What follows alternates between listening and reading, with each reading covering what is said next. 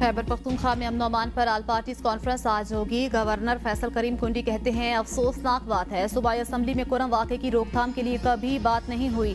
कुरम जाना चाहता था लेकिन सूबाई हुकूमत ने हेलीकॉप्टर फराहम नहीं किया। APC में सूबाई हुकूमत की कारकर्दगी का भी जायजा लेंगे। तहरीक इंसाफ का आल पार्टीज कॉन्फ्रेंस में शिरकत न करने का ऐलान। शेख वकास अकरम कहते हैं, एक तरफ पीपल्स पार्टी कारकुनों की पकड़ धकड़ में मसरूफ है, दूसरी जानिब बेजान मजालिस से जमहूरियत नवाजी का तासुर देना चाहती है। गवर्नर की संजीदा राय सूबाई हुकूमत जरूर जेरे गौर लाएगी।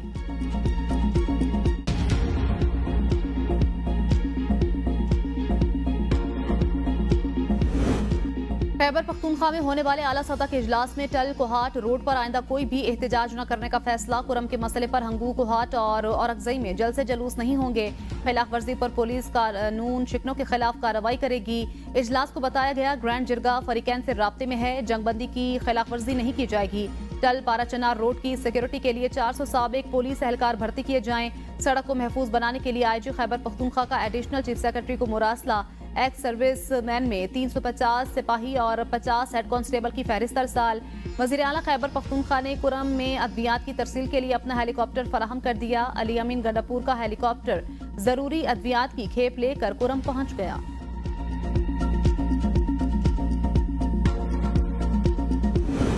वज़ीर आला खैबर पख्तूनख्वा अली अमीन गंडापुर का वज़ीर आज़म शहबाज शरीफ को खत। इस्लामाबाद में बेगुनाह पश्तूनों के साथ नस्ली इम्तियाज और बिलाजवाज गिरफ्तारियों पर गहरी तशवीश का इजहार। वज़ीर आला ने जोर दिया, ऐसे इकदामात इंसाफ के असूलों के मनाफी हैं। मौजूदा हालात में नफरत को हवा देने से मुल्क पर तवील मुद्दती मनफी असरात मुरतब हो सकते हैं।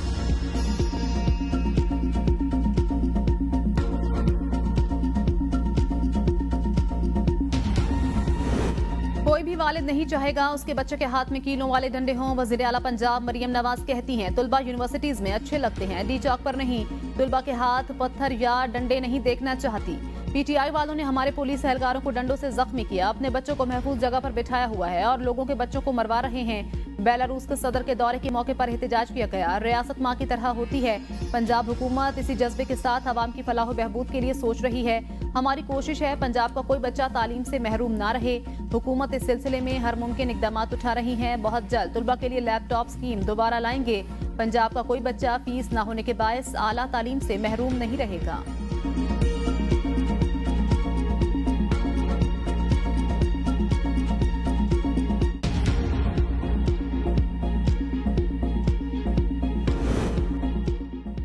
पांच 5000 कारकुन गायब। कुर्रम तहरीक पर किसी सूरत गोली नहीं चलनी चाहिए थी। बैरिस्टर गोहर कहते हैं, तमाम सियासी जमातों के साथ मुज़ाकरात के लिए तैयार हैं। कोई भी हुकूमत अपने शहरियों पर गोली नहीं चलाती। शहदा की FIR के लिए अदालत में दरखास्त दायर करेंगे। हमारी जिद्दोजहद जमहूरियत की बहाली और बानी तहरीक इंसाफ की रिहाई के लिए है। लोग अपने कारोबार और घर बाहर लुटा कर भी बानी तहरीक इंसाफ के साथ हैं। मुस्तकबिल का लाएअमल बानी तहरीक इंसाफ के हुक्म से तय करेंगे। बुशरा बीबी का सियासत में आने का कोई इरादा नहीं। वज़ीर आला खैबर पख्तूनख्वा अली अमीन गंडापुर ने सरकारी वसाइल इस्तेमाल नहीं किए। जेल में कैद कारकुनों को बुनियादी सहूलियात समेत फी कारकुन 2000 रुपए दे रहे हैं।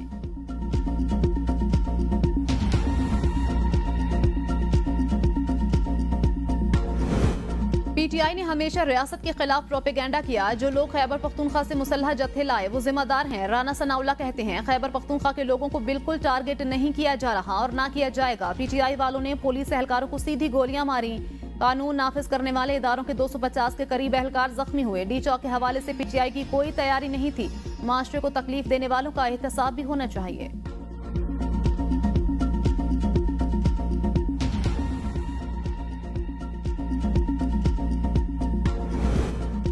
24 नवंबर को PTI एहतजाज के दौरान इस्लामाबाद बंद करने पर chief justice Islamabad high court हुकूमत पर बरहम। ताजिरों की तौहीन अदालत दरखास्त पर रिमार्क्स में कहा, आपने अमन अमान बहाल करना था मगर पूरा इस्लामाबाद बंद कर दिया। दरखास्त गुजार ने कहा, हमारा कारोबार चलने दें। आपने हर जगह कहा। इस्लामाबाद हाई कोर्ट के ऑर्डर पर हम इजाजत नहीं दे रहे। मैं अपने ही ऑर्डर का खुद ही शिकार हो गया था। लाहौर से इस्लामाबाद नहीं पहुंच सका। PTI ने गलत किया लेकिन हुकूमत ने भी तो गलत किया। अदालत ने कहा था शहरियों कारोबारी लोगों समेत एहतजाजी मुजाहिरीन के बुनियादी हकूक का ख्याल रखें। PTI से भी पूछूंगा अदालती अहकामात की खिलाफ वर्जी क्यों की। आम आदमी का क्या कसूर है। हुकूमत के झगड़े में आम आवाम किधर जाए। वजारत दाखिला को तफसीली रिपोर्ट जमा कराने की हिदायत। समाअत आइंदा हफ्ते तक मुलतवी।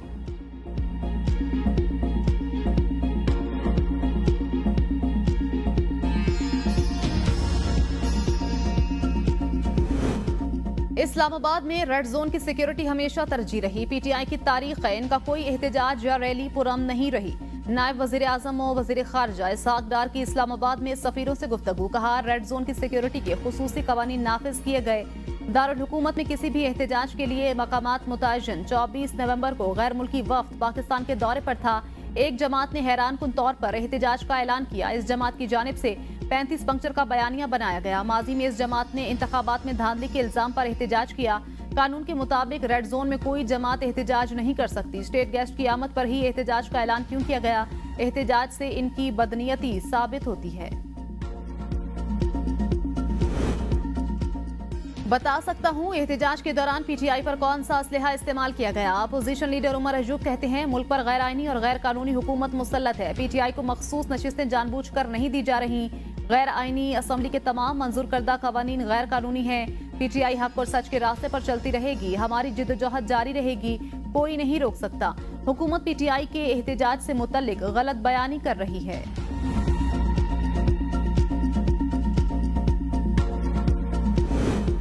बिलावल भुट्टो जरदारी और मौलाना फजलुर रहमान की मुलाकात में मौलाना का जारहाना अंदाज। जराए के मुताबिक मौलाना फजलुर रहमान ने एहतजाज की धमकी भी दे दी। फजलुर रहमान का मदारिस रजिस्ट्रेशन बिल पर सदर के दस्तखत न होने पर नाराजगी का इजहार। मौलाना अब्दुल गफूर हैदरी कहते हैं, बिल तो पार्लियामेंट के दोनों ऐवानों ने पास किया, अब सदर की तरफ से ताखीर हो रही है। पीपल्स पार्टी ने यकीन दहानी कराई है, दस्तखत हो जाएंगे। इसके अलावा मुलाकात का और कोई एजेंडा नहीं था। राजा परवेज अशरफ कहते हैं, मुलाकात बहुत अच्छी रही।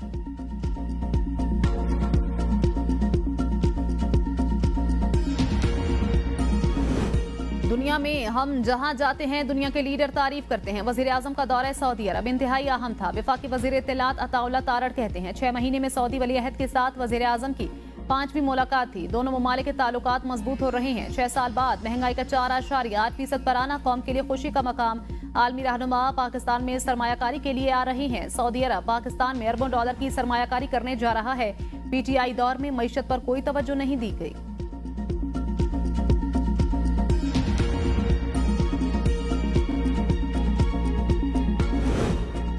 हलाकतों को छुपाया जा रहा है। मुकदमात ना जाने कहां कहां दर्ज किए गए हैं, जिनका मुझे नाम भी मालूम नहीं।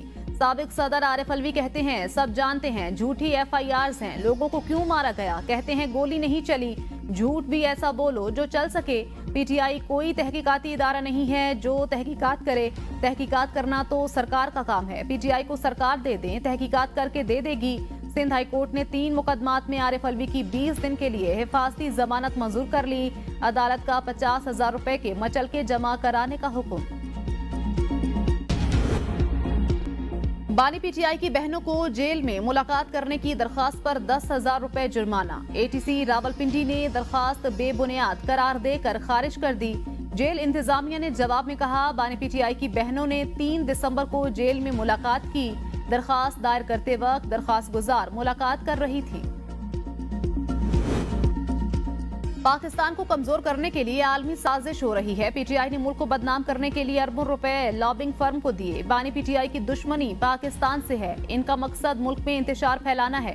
वजीर इत्तलात सिंध शर्जील इनाम मेमन की मीडिया से गुफ्तगू। कहा, हुकूमत की सख्ती देखकर पीटीआई डी चौक से भागी। अब इनकी कोई साजिश कामयाब नहीं होगी। चैलेंजेस के बावजूद सूबाई हुकूमत आवाम से किए वादे पूरे कर रही है। सिंध में 10,000 अफराद को IT कोर्सेज कराए जा रहे हैं। 21 लाख बेघर अफराद को घर बनाकर दे रहे हैं।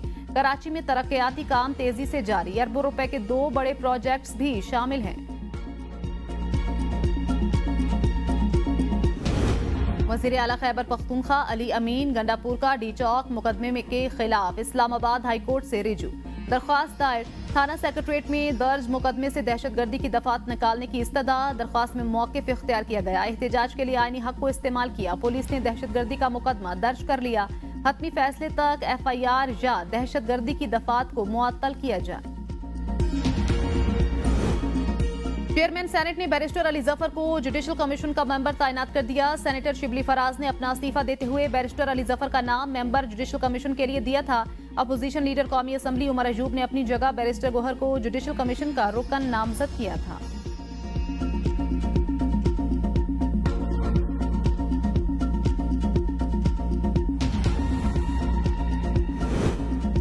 पेशावर हाई कोर्ट में जजेस की तैनाती का मामला, सुप्रीम कोर्ट का आईनी बेंच टूट गया। जजेस की तैनाती से मुतल्लिक केस की समाअत जस्टिस अमीनुद्दीन खान की सरबराही में 6 रुकनी आईनी बेंच ने की। पेशावर हाई कोर्ट में जजेस की तैनाती के हवाले से केस की समाअत के लिए सुप्रीम कोर्ट में नया आईनी बेंच बनेगा।